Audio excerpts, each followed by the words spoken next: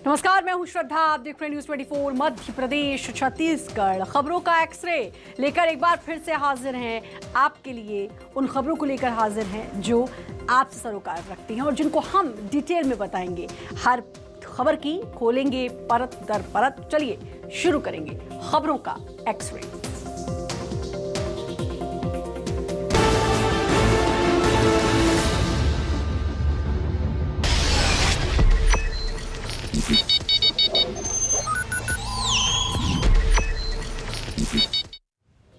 तो चलिए सबसे पहले बताते हैं वो कौन सी खबरें हैं जिनको चुनकर लेकर आए हैं, जिनका एक्सरे करने हम आज जा रहे हैं। तो चलिए पहली खबर, राजा मिहिर भोज पर आखिर विवाद क्यों, पीछे की खबर बताएंगे इसके। और दूसरी खबर, बीजेपी कांग्रेस में युवा कौन। तीसरी खबर, अंधियारा से आजादी कब। और चौथी खबर, आरक्षण के पेज में अटकी पीएससी परीक्षा। तो ये चार खबरें जिनका हम करने जा रहे हैं एक्सरे। तो चलिए शुरुआत करेंगे पहली खबर से। खबर क्या है, इन दिनों राजा मिहिर भोज को लेकर एमपी के कई जिलों में विवाद हो रहा है। इस पूरे विवाद की शुरुआत राजा मिहिर भोज की एक प्रतिमा से हुई है। दरअसल बीते 8 सितंबर को ग्वालियर नगर निगम द्वारा शिवपुरी लिंक रोड पर सम्राट मिहिर भोज की एक प्रतिमा स्थापित की गई थी और इस प्रतिमा का अनावरण ग्वालियर के सांसद विवेक नारायण शेजवलकर और कांग्रेस विधायक सतीश सिकरवार ने किया। लेकिन जिस प्रतिमा का अनावरण किया गया उसकी शिला पट्टिका पर गुर्जर सम्राट मिहिर भोज लिखा हुआ था, जिसने इस विवाद को जन्म दिया। अब इस पर क्षत्रिय समाज के लोगों ने आपत्ति जताई। लोगों का कहना है कि राजा मिहिर भोज गुर्जर नहीं थे। क्षत्रिय समाज ने प्रतिमा की शिला पट्टिका से गुर्जर शब्द हटाने की मांग करते हुए कलेक्टर को ज्ञापन सौंपा है। साथ ही लोगों का कहना है कि अगर शिला पट्टिका से गुर्जर शब्द को नहीं हटाया गया तो क्षत्रिय समुदाय के लोग पूरे देश पे आंदोलन करेंगे। अब यह विवाद सिर्फ एक जिले या प्रदेश तक सीमित नहीं, मुरैना में भी क्षत्रिय समाज के लोगों ने इस मामले को लेकर विरोध प्रदर्शन किया। वहीं अब यूपी की बात करें तो दादरी में बीते दिन सीएम योगी आदित्यनाथ ने राजा मिहिर भोज की मूर्ति का अनावरण किया। लेकिन इस प्रतिमा के शिला पट्टिका पर भी गुर्जर होने की बात लिखी गई थी, जिसको लेकर अब यहाँ भी धार्मिक संगठनों के बीच घमासान मचा हुआ है। तो एक्सरे करेंगे कि आखिर राजा मिहिर भोज कौन थे और उन्हें लेकर इतना विवाद क्यों हो रहा है।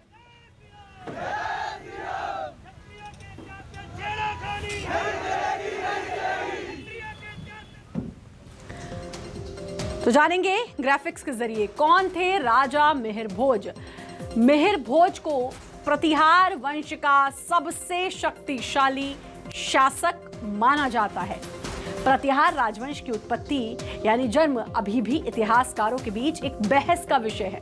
मिहिर भोज ने 836 ईस्वी से 885 ईस्वी तक प्रतिहार राजवंश पर शासन किया था। इतिहासकारों के मुताबिक इस वंश ने उत्तर भारत में करीब 3 शताब्दी तक शासन किया था। जानकारी के मुताबिक इनके नाम के साथ गुर्जर इसलिए जुड़ा क्योंकि ये लोग हूणों के साथ भारत आए थे। हूण लोग मंगोल प्रजाति का एक समूह था जो आरंभ में चीन के पड़ोस में निवास करता था। हालांकि ये विषय अभी भी इतिहासकारों के बीच बहस का विषय है। उस वक्त सम्राट मिहिर भोज के साम्राज्य का विस्तार आज के मुल्तान से पश्चिम बंगाल तक और कश्मीर से कर्नाटक तक फैला हुआ था। तो ये थे राजा मिहिर भोज। और इतिहासकारों के बीच लेकिन अभी भी मतभेद है। क्या कुछ मतभेद है जरा जानते हैं। कुछ का ये मानना है कि मिहिर भोज खुद श्री राम के भाई लक्ष्मण के वंश का संस्थापक थे। इतिहास के मुताबिक प्रतिहार वंश का संबंध गुर्जर समाज से ही था। कई इतिहासकारों का कहना है कि इस मुद्दे पर इतिहास कम और राजनीति ज्यादा हो रही है। कईयों का यह भी मानना है कि गुर्जर प्रतिहार वंश भी राजपूत वंश था। कुछ इतिहासकारों का यह भी मानना है कि राजपूतों की उत्पत्ति गुर्जर समाज से ही हुई थी। मिहिर भोज के जरिए गुर्जर समाज को साधने की तैयारी। जी हाँ, ये भी एंगल है। बीते दिनों उत्तर प्रदेश के मुख्यमंत्री योगी आदित्यनाथ ने दादरी में मिहिर भोज के नाम पर बने पीजी कॉलेज में उनकी 12 फीट ऊंची प्रतिमा का अनावरण किया। लेकिन अब सीएम योगी के इस कदम को यूपी के चुनाव से पहले गुर्जर समाज को साधने की कोशिश बताई जा रही है। यही नहीं, सीएम योगी ने तो प्रतिमा का अनावरण करने के बाद अपने फेसबुक हैंडल पर एक पोस्ट भी किया था, जिसमें उन्होंने मिहिर भोज के बारे में व्याख्या की। सीएम योगी ने अपने पोस्ट में लिखा, राजा मिहिर भोज के महान त्याग पर सिर्फ गुर्जर समाज को ही नहीं बल्कि संपूर्ण भारत देश को गर्व होना चाहिए।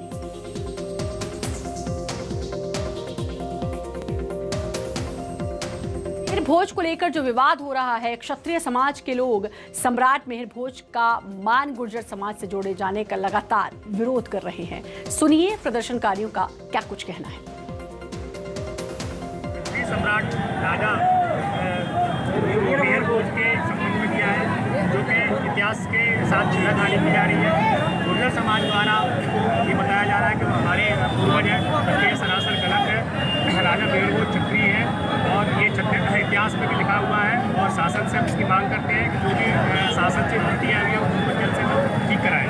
क्षत्रिय समाज के लोग एकत्रित होकर हमारे कलेक्ट्रेट के गेट पर आए और उन्होंने हमें सूचना दी कि हम ज्ञापन देना चाहते हैं। मूर्ति जो लगाई गई है वो अपने इतिहास के बारे में कुछ बता रहे थे, तो हमारे द्वारा ज्ञापन लिया गया और वरिष्ठ को भेजा गया।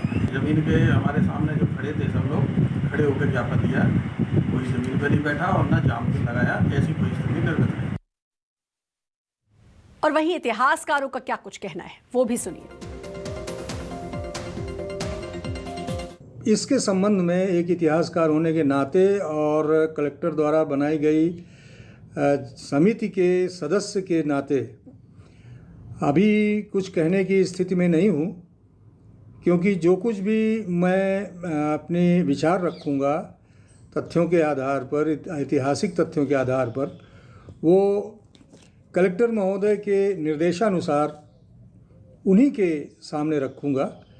इसलिए मैं इस संबंध में क्षमा चाहता हूं कि अभी मैं कोई अपना विचार सार्वजनिक रूप से नहीं रख पा रहा हूं। और चलिए हम अगली खबर का रुख करेंगे और सबसे पहले जान लेते हैं खबर क्या है। मध्य प्रदेश में इन दिनों बहस का एक नया मुद्दा सामने आया है, वो ये कि किसकी पार्टी में कितने युवा नेता, जिसके बाद बीजेपी और कांग्रेस दोनों दल ये दावे कर रहे हैं कि उनकी पार्टी में युवा नेताओं की संख्या ज्यादा है। बात करें अगर एमपी की, तो आंकड़े देखकर तो ये लगता है कि कांग्रेस ने अपने युवा नेताओं को ज्यादा तरजीह दी है। लेकिन अगर बात राष्ट्रीय स्तर पर की जाए तो कांग्रेस के कई युवा नेताओं ने नाराजगी के साथ कांग्रेस का दामन छोड़ा है, जिसका सबसे बड़ा उदाहरण ज्योतिरादित्य सिंधिया है।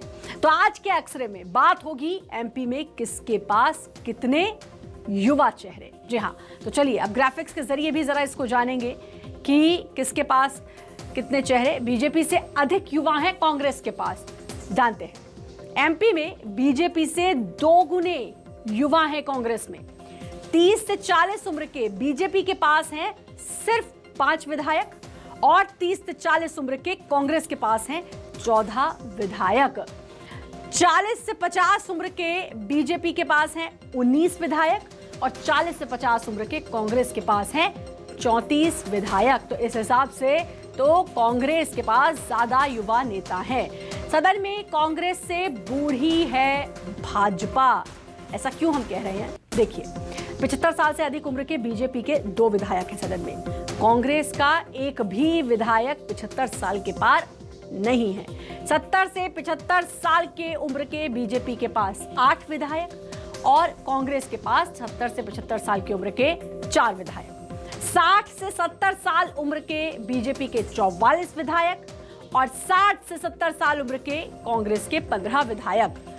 50 से 60 साल उम्र के बीजेपी के 47 विधायक और वहीं कांग्रेस के 50 से 60 साल की उम्र के 28 विधायक। इससे तो ये साफ है कि बीजेपी की तुलना में कांग्रेस के पास ज्यादा युवा विधायक हैं।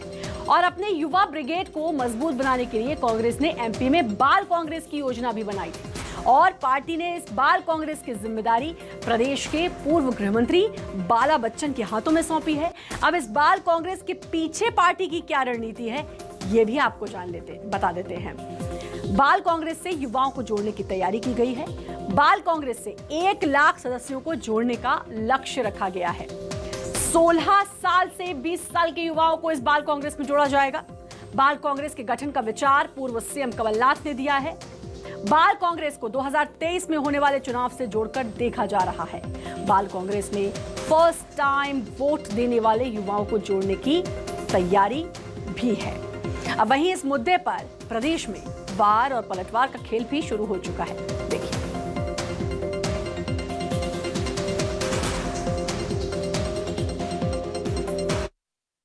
भारतीय जनता पार्टी युवाओं को साथ लेकर चलती रही है। युवा और हमारे यहाँ युवा भी हैं और बुजुर्ग भी हैं। बुजुर्गों का मार्गदर्शन और युवाओं का नेतृत्व में काम चल रहा है। माननीय प्रधानमंत्री नरेंद्र मोदी जी के नेतृत्व में देश आगे बढ़ रहा है, बदल रहा है और 21वीं सदी भारत की सदी होगी और भारत माता दुनिया में सिरमौर होगी प्रधानमंत्री नरेंद्र मोदी जी के नेतृत्व में।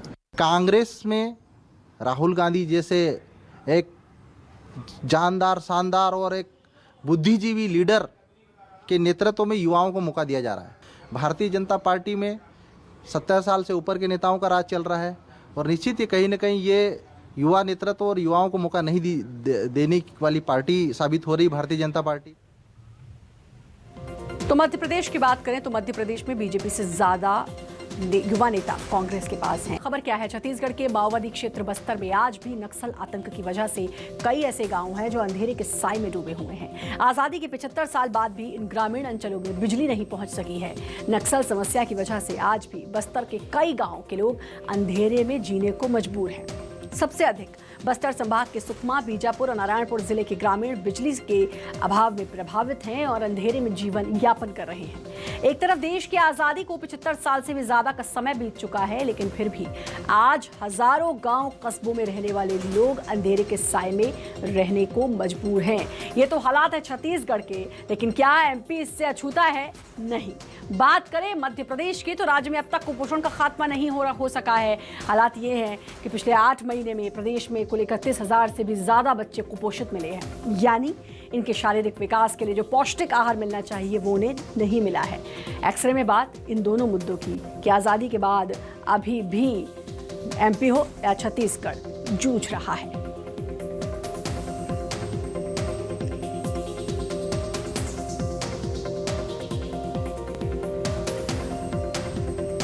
तो अंधियारे से आखिर आज़ादी कब? आज़ादी तो मिल गई है लेकिन अंधेरा तो अभी भी कायम है।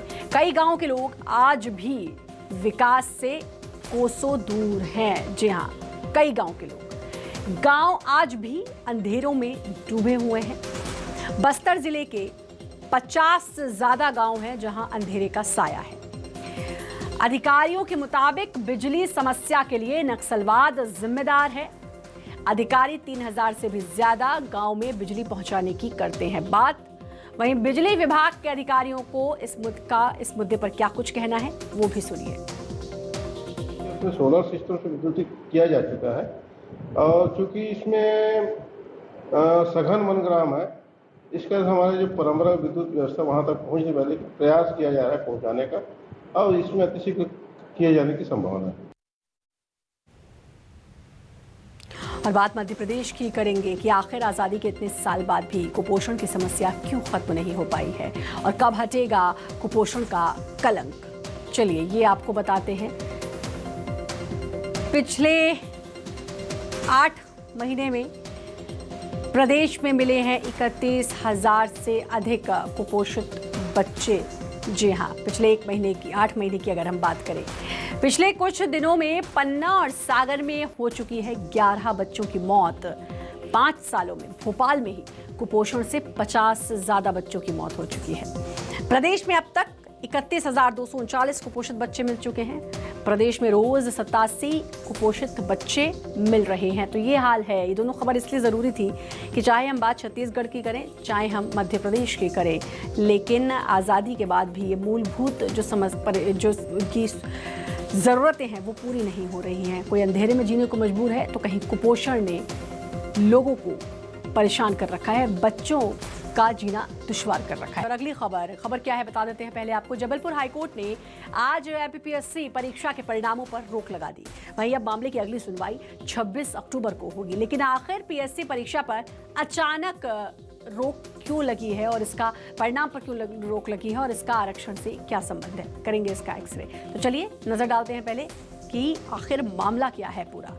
एमपीपीएससी की परीक्षा में आरक्षण पर पेच फंसा हुआ है। रिजर्व कैटेगरी के छात्र अनरिजर्व कैटेगरी में शामिल होना चाहते हैं। क्यों?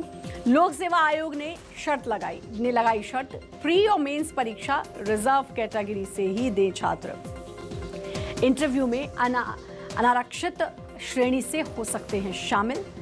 पीएससी के फैसले के खिलाफ छात्र कोर्ट पहुंचे हैं। तो ये पूरा मामला है, रिजर्वेशन को लेकर ये पूरा मामला है और इसी को लेकर अब हाईकोर्ट ने रोक लगा दी है परिणाम पर। छात्रों का ये मानना है कि हम एग्जाम दे देंगे, अगर हमारे नंबर ज़्यादा आए तो आप हमें जो आरक्षित नहीं है उस कोटे से उसमें आप हमें कर दीजिएगा, और अगर कम नंबर आए तो आरक्षित सीट से हम आगे बढ़ जाएं। तो इसी को लेकर अब कोर्ट ने 26 अक्टूबर तक, अब 26 अक्टूबर को इस पूरे मामले में अगली सुनवाई होगी और कोर्ट का फैसला आएगा। तो ये खबरें जो बहुत ज़रूरी थी आपके लिए, इसलिए हम आप तक लेकर आए, आपसे सरोकार रखने वाली खबरें। फिर होगी आपसे मुलाकात कुछ ऐसी ही खबरों के साथ। तब तक के लिए मुझे और मेरी पूरी टीम को दीजिए इजाज़त और देखते रहिए न्यूज़ 24 मध्य प्रदेश छत्तीसगढ़।